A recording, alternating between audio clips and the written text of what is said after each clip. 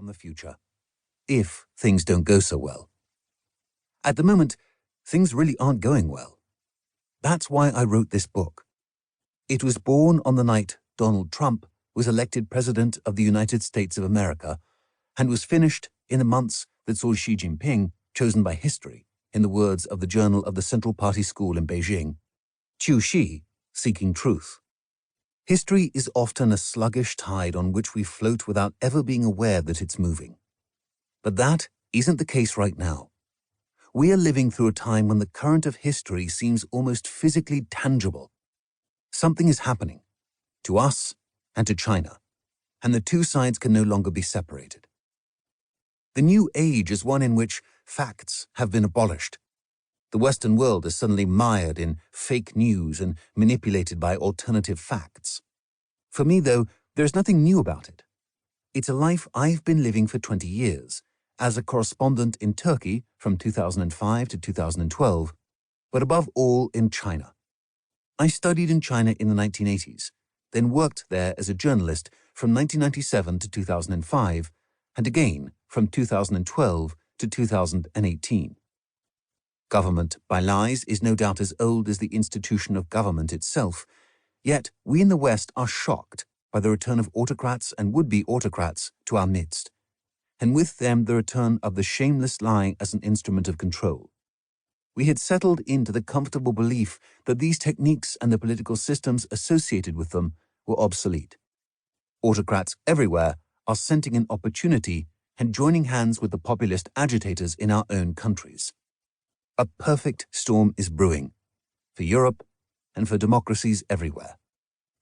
Xi Jinping has promised his people and the world a new age, and he is certainly building a new China.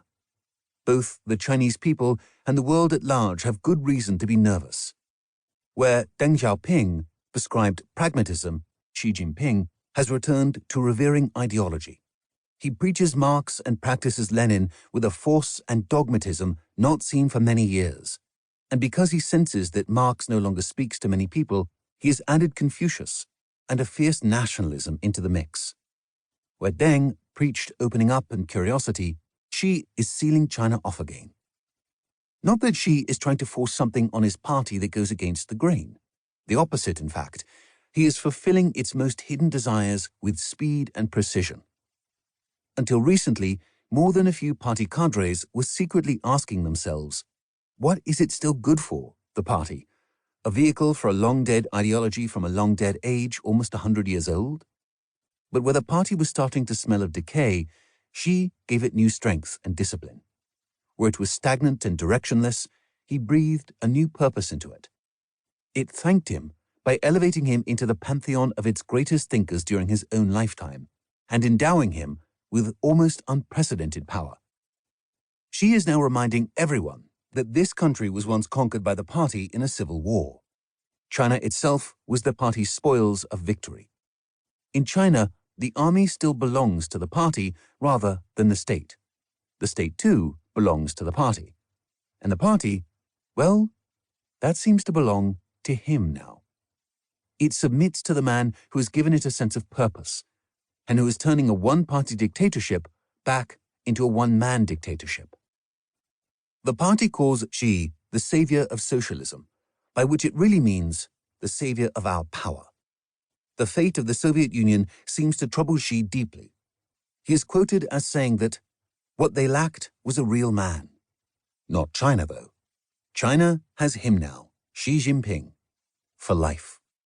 Today, hardly anyone is still prophesying the impending collapse of this system, and the party can once again afford to think long-term. The year 2024 will be an epochal year for the party.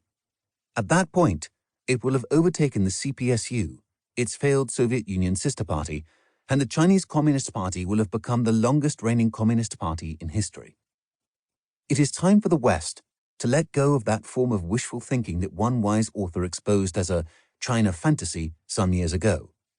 The idea that a more open economy and increasing prosperity would automatically bring political liberalization to China. For a long time, despite all the evidence to the contrary, people clung to the reassuringly pragmatic notion that if we engaged and traded with China, it would start to resemble us.